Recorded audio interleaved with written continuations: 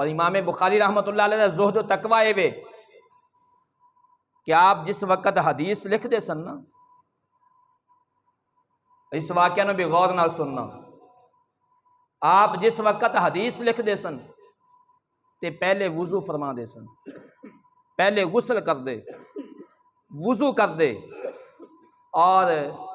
لباس نواں یا توتا ہو یا لباس زیب تن کر دے، اور خوشبو لگا دے، اور پھر نبی پاک صلی اللہ علیہ وآلہ وسلم دی حدیث لکھ دے۔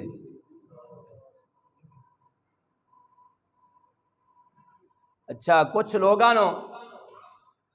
اعتراضات ہوندے نے، سنی میلاد منا لین تے کہندے نے جی کتھے لکھے ہے؟ سنی میلاد دے اندر جناب نبی پاک صلی اللہ علیہ وآلہ وسلم دی محبت جلوس کڈ لین تے کہندے نے جی یہ کتھے لکھے ہے؟ میں پوچھنا وا، اگر تانوں بخاری تے اتنی مہارت ہے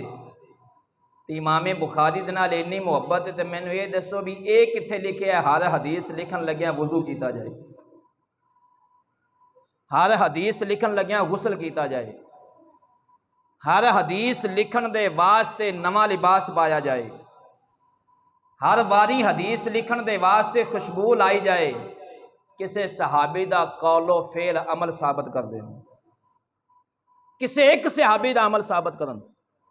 کسے ایک صحابی نے نبی پاک صلی اللہ علیہ وآلہ وسلم دی حدیث لکھن دے واسطے پہلے غسل کیتا ہوئے، کپڑے بدلے ہون اور خوشبو لگائی ہوئے، پھر انہوں نے حدیث لکھی ہوئے، کسے میرا دعویٰ چیلنج ہے کسے ایک صحابی دا عمل ثابت کر دے وے، تے اگر کسے صحابی دا عمل ثابت نہیں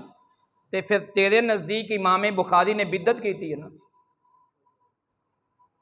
تیرے نزدیک ہر وہ کام جڑا نواں ہوئے وہ بدعت ہے، تے پھر تیرے نزدیک امام بخاری معاذ اللہ ثم معاذ اللہ بدعتی ہوئے نا، تے جے تیرے نزدیک امام بخاری بدعتی نے تے پھر بدعتی تو حدیث لینا جائز نہیں ہے، نبی پاک دا فرمان لینا جائز نہیں، تے تیرے واسطے تے بخاری شریف بھی حجت نہیں ہے، جنہوں تو قرآن تو بعد سب تو اول درجہ دے رہے ہیں، تیرے نزدیک تے امام بخاری ہی حجت نہیں ہے گے۔ ہر پتہ لگیا کہ امام بخاری دا عمل دس رہے ہیں، ہر نیک کم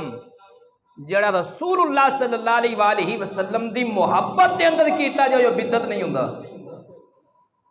امام بخاری نے حدیث لکھن تو پہلے غسل فرمایا تو نبی پاک دی محبت ہے، امام بخاری نے